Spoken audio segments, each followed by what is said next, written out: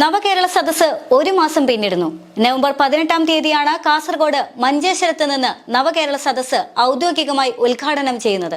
മാത്രമല്ല, ഇത്രയും ദിവസം പിന്നിട്ട് ഇന്ന് തിരുവനന്തപുരത്ത് എത്തി നിൽക്കുമ്പോൾ ചില വരവ് ചെലവ് കണക്കുകൾ ചോദിക്കുകയാണ്. ആ വരവ് ചെലവ് കണക്കുകൾ ചോദിക്കുമ്പോൾ കൃത്യമായ കണക്ക് നൽകാൻ ജില്ലാ ഭരണകൂടത്തിന് സാധിക്കുന്നില്ല. കാസർഗോഡ് നവകേരള സദസ്സ് തുടങ്ങി 2-ാം ദിവസം 5 മണ്ഡലങ്ങൾ പിന്നിട്ടിട്ടുണ്ടായിരുന്നു.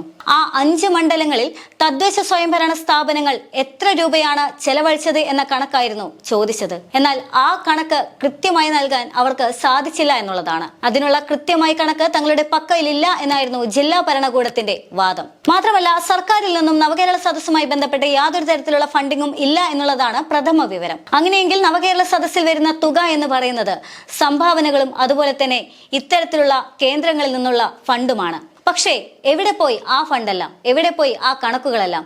ചോദ്യത്തിന് ഉത്തരം ആർക്കും നൽകാനില്ല. ആരും അതിന് ഉത്തരം നൽകാൻ ബാധ്യതപ്പെട്ടവരുമല്ല. മനോരമയിലായിരുന്നു ഇന്ന് ഇത്തരമൊരു വാർത്ത വന്നത്. ഇത് തന്നെയായിരിക്കും, ഇത് ഒരു കാസർഗോഡത്തെ കാര്യമാണെങ്കിൽ ഇങ്ങ് തിരുവനന്തപുരം വരെ എടുക്കുകയാണെങ്കിൽ ഇത് തന്നെയായിരിക്കും ഓരോ ജില്ലയിലെയും അവസ്ഥ. പക്ഷേ എത്ര മതിലുകൾ പൊളിച്ചുവെന്നോ, എത്ര കെട്ടിടങ്ങൾ പൊളിച്ചുവെന്നോ, എത്ര പാടങ്ങൾ നികത്തിയെന്നോ ചോദിച്ചാൽ കൃത്യമായ കണക്കുകൾ ഇവിടെ റെക്കോർഡ്സിലുണ്ട്. വലിയ വിമർശനമായിരുന്നു പിണറായി സർക്കാരിന്റെ ഈ നവകേരള സദസ്സിന് എതിരെ ഉയർന്നിട്ടുണ്ടായിരുന്നത്. സർക്കാർ ഇത്തരത്തിലുള്ള ഒരു പരിപാടി നടത്താൻ പോകുന്നതിന് മുൻപേ കേരളീയം എന്നൊരു പരിപാടി നടത്തിയതാണ്. ആ പരിപാടിയുടെ ക്ഷീണം മാറുന്നതിന് മുൻപെയാണ് നവകേരള സദസ്സുമായി സർക്കാർ മുന്നിട്ടിറങ്ങുന്നത്. കേരളീയം പരിപാടിയിൽ തന്നെ സർക്കാർ ദൂർത്ത് കാണിക്കുന്നു എന്നുള്ള ഭയങ്കരമായ വിമർശനമായിരുന്നു പ്രതിപക്ഷ പാർട്ടികളുടെ ഭാഗത്തു നിന്നും ഉണ്ടായിരുന്നത്. മാത്രമായിരുന്നില്ല, ജനങ്ങൾ പോലും പലപ്പോഴും വിമർശിച്ചിട്ടുണ്ടായിരുന്നു. എവിടെയായിരുന്നു നിങ്ങൾ കേരളത്തിൽ കാണിക്കാൻ ഉദ്ദേശിച്ച വികസനമെന്ന് നാട്ടുകാർ ചോദിച്ചത് നമ്മൾ കണ്ടതാണ്. ഈ കാണുന്ന റോഡുകളാണോ നിങ്ങൾ ഉണ്ടാക്കിയത് എന്ന് ചോദിക്കുമ്പോൾ പൊട്ടിപ്പൊളിഞ്ഞ റോഡുകളായിരുന്നു ഈ തിരുവനന്തപുരത്ത് പോലും ഉണ്ടായിരുന്നത് എന്നത് വാസ്തവമാണ്.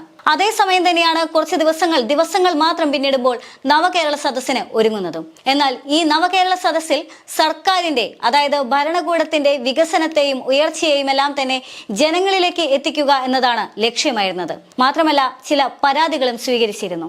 ഇപ്പോഴിതാ പരാതികൾ 8700-ൽ ഏറെ കവിഞ്ഞിട്ടുമുണ്ട്. ചില കണക്കുകൾ പരിശോധിക്കുമ്പോൾ ആകെ ലഭിച്ച പരാതിയിൽ 3-4% മാത്രമാണ് ഇപ്പോൾ തീർപ്പായിട്ടുള്ളത്.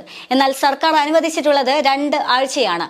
ഈ 2 ആഴ്ചക്കകമാണ് ഓരോ പരാതിയും തീർക്കാനായിട്ട് സർക്കാർ നൽകിയിട്ടുള്ള സമയം. നോക്കേണ്ടി വരും എത്ര ദിവസം എടുക്കും ഈ പരാതികളെല്ലാം തന്നെ തീർക്കാനായിട്ട് എന്നുള്ളത്. മാത്രമല്ല, ഈ നവകേരള സദസ്സിന്റെ തിക്കും തിരക്കുമെല്ലാം കഴിയുമ്പോൾ ഒരുപക്ഷെ പരാതികളും അവിടെ അങ്ങ് കെടുന്നു പോകും. അങ്ങനെയാണ് പൊതുവെ സംഭവിക്കാറുള്ളത്. മാത്രമല്ല, ഇടിച്ചു നിരത്തിയ മതിലുകൾ പറയുന്ന കണക്ക് വേറെയാണ്. പിന്നെ അടികൊണ്ട് ഹോസ്പിറ്റലിൽ കിടക്കുന്ന യൂത്ത് കോൺഗ്രസ് പ്രവർത്തകരുടെ എണ്ണത്തിലും യാതൊരു നിശ്ചയവുമില്ല. അത്തരത്തിൽ വലിയ വലിയ വിമർശനങ്ങളും വലിയ വലിയ ആക്ഷേപങ്ങളുമാണ് നവകേരള സദസ്സിന് എതിരെ ഉയരുന്നത്. അതേ സാഹചര്യത്തിലാണ് സർക്കാരിന്റെ ഈ പദ്ധതിക്ക് എത്ര രൂപ ചെലവായി എന്നുള്ള